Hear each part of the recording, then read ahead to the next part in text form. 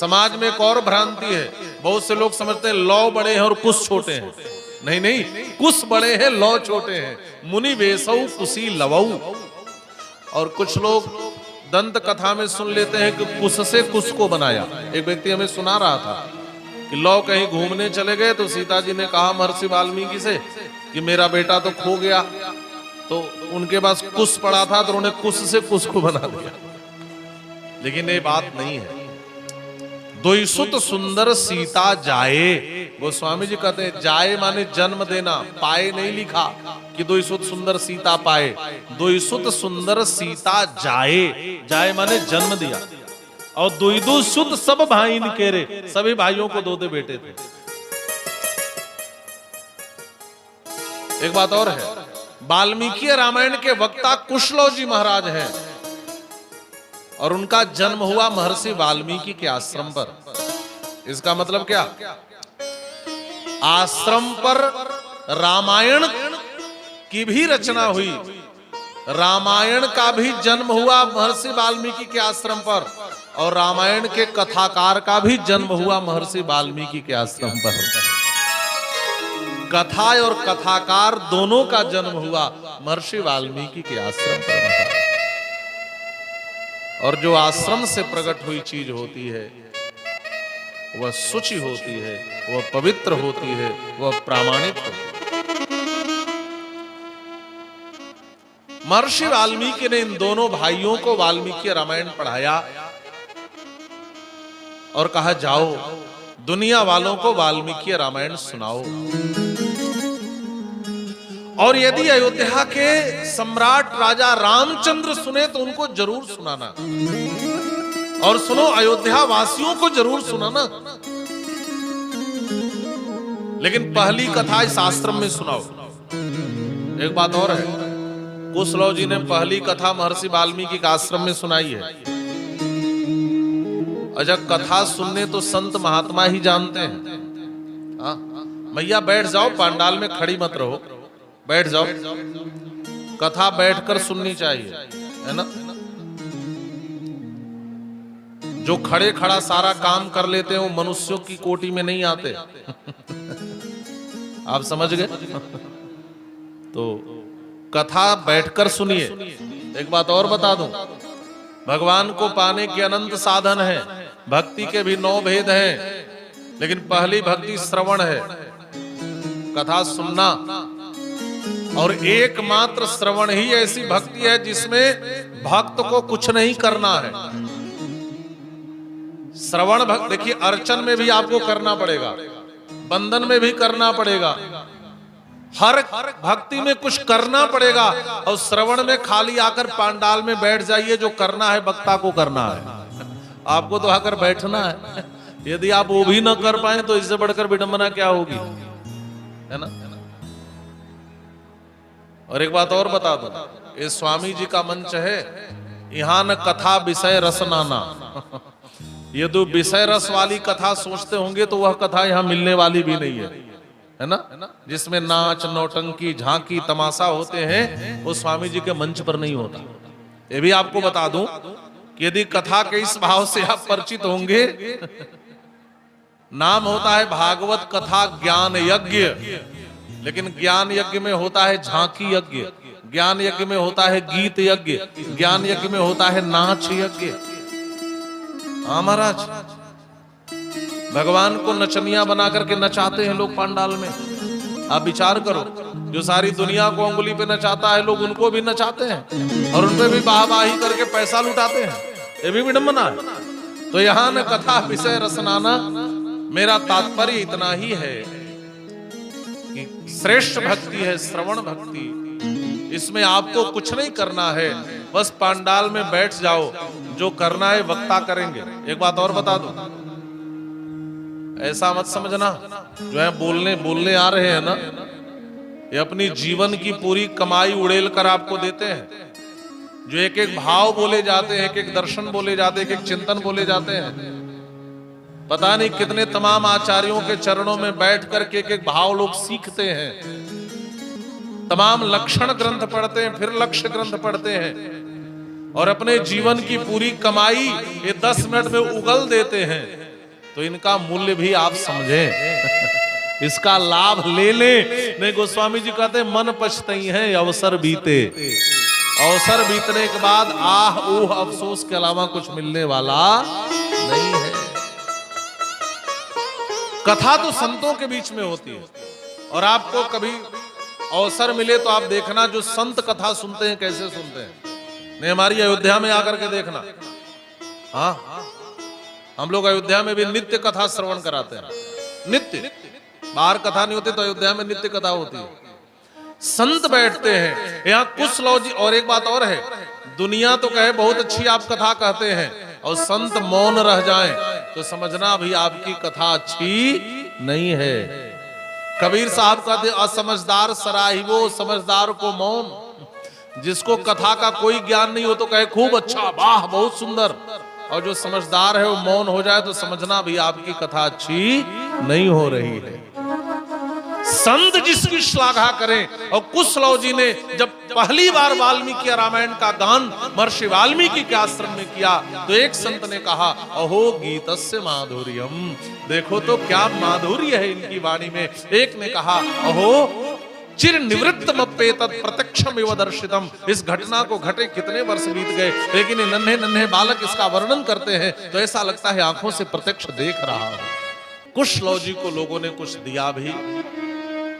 महर्षि वाल्मीकि ने कहा जाओ अयोध्या में कथा सुनाओ। महर्षि वाल्मीकि के दोनों शिष्य अयोध्या पहुंचे। राजमार्ग पर बैठकर कथा सुना रहे थे, राम जी की सवारी निकल रही थी। राम जी इन दोनों बालकों को लेकर के अपने विशाल सभागार में आए, दोनों बालकों को उच्चासन पर बैठा दिया और कुशलव जी ने अयोध्या में कथा आरंभ की।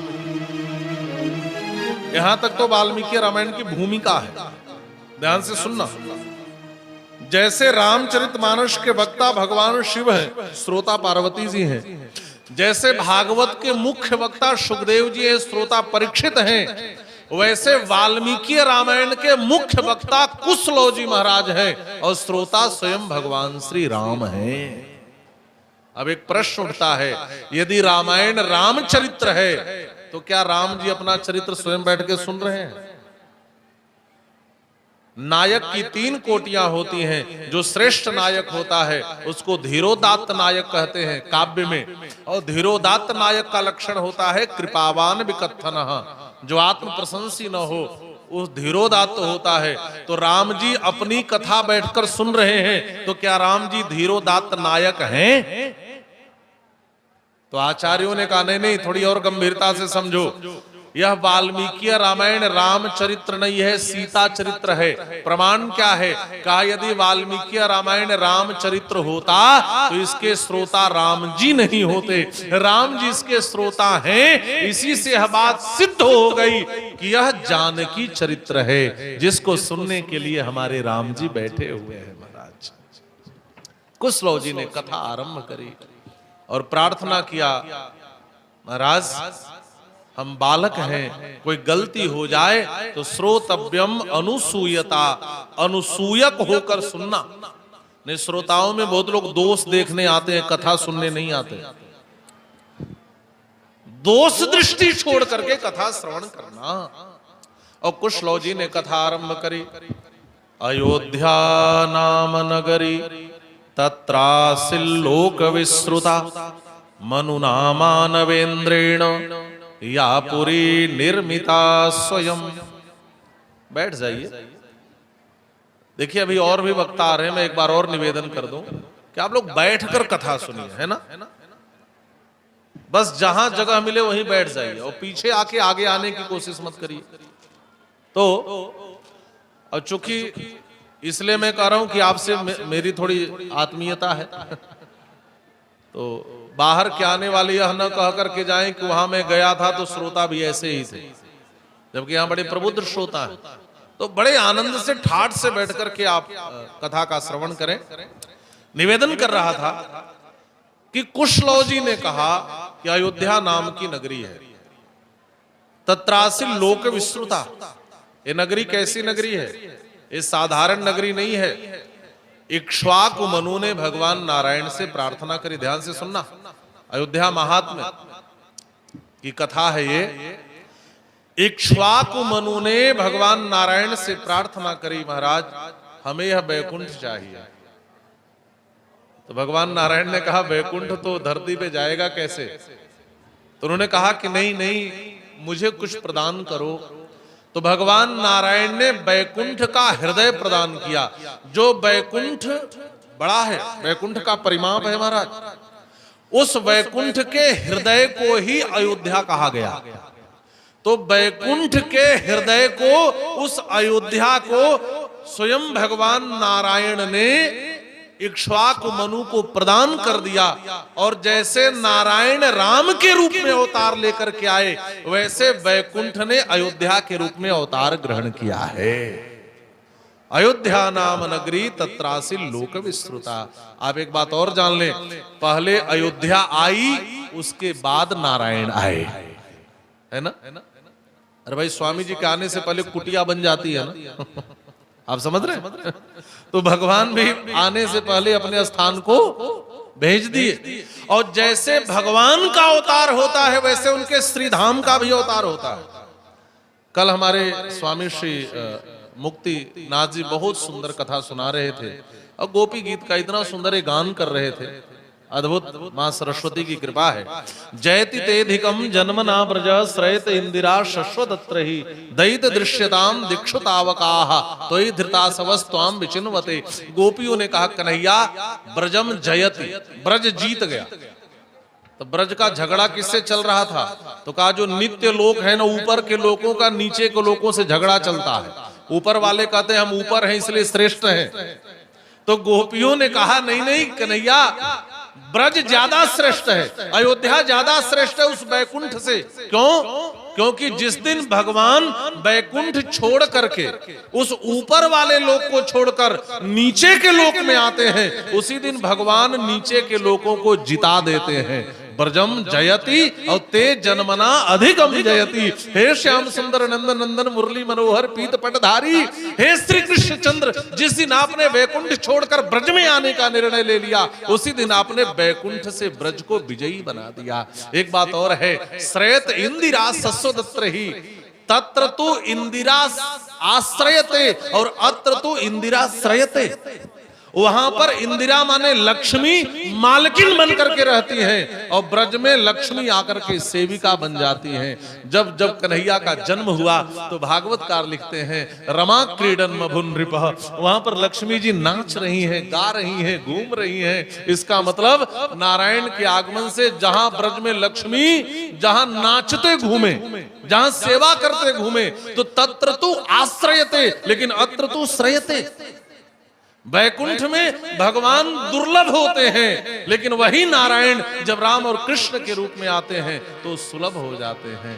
तो पहले जैसे ठाकुर जी का अवतार होता है निज इच्छा निर्मित तनु, वैसे ही श्री धामों का भी अवतार होता है। तो कुशलव जी ने कहा या पुरी निर्मिता स्वयं, अयोध्या को किसी ने बनाया नहीं है। जैसे ठाकुर जी अवतार लेकर आते हैं, वैसे वैकुंठ का हृदय इस अयोध्या का भी अवतार हो गया। एक बात और कहकर के वाणी को विराम देता हूं, आप एक बात और समझ लें। अयोध्या नगरी के लिए लिखा गया तत्रासि लोक विस्तृता। ये ऐसी नगरी है जो सारी दुनिया में जानी जाती है। उस त्रेता की अयोध्या को भी सारे लोकों में जाना जाता था, और आज इस कलयुग की अयोध्या को भी सारी दुनिया में लोग जानते हैं। जानते हैं कि नहीं? अरे भले ही विवाद के कारण जानते हैं कि नहीं? आप दुनिया में कहीं चले जाओ, उत्तर प्रदेश को लोग नहीं जानेंगे, लेकिन अयोध्या को दुनिया के लोग जानते हैं। और एक बड़ी सुंदर बात महर्षि वाल्मीकि ने लिखी, अयोध्या नगरी कैसी है? का मनुना मानवेंद्रेण या पुरी निर्मिता स्वयं। मनु जी महाराज ने यहीं से सृष्टि का आरंभ किया। एक बात और बताऊं, अयोध्या को गौरव प्राप्त है विश्व की प्रथम राजधानी होने का। मनु जी महाराज को जब भगवान बाराह ने हिरण्याक्ष का वध करके पृथ्वी को सौंपा, तो मनुना मानवेंद्रेण या पुरी निर्मिता स्वयं, मनु जी महाराज ने इस धरती पर पहली राजधानी अयोध्या को बनाया, और यहीं से मानवीय सृष्टि का आरंभ हुआ। एक बात और आपको बता दूं, जो लोग अपने को आदमी कहते हैं वो अपनी उत्पत्ति आदम और हव्वा से मानते हैं। हम अपने को मानव और मनुष्य कहते हैं, क्योंकि हमारे आदि पुरुष मनु और शत्रुपा हैं। हम मानव हैं। जो आदमी कहते हैं वो आदम और हव्वा से अपनी उत्पत्ति मानते हैं। हम मनुष्य मानव हैं क्योंकि हम मनु के संतान हैं। एक बात और समझ लें, इससे प्रमाणित क्या होता है। हम कहते हैं अयोध्या राम की जन्मभूमि है। महर्षि वाल्मीकि कहते हैं अयोध्या केवल राम की ही जन्मभूमि नहीं है,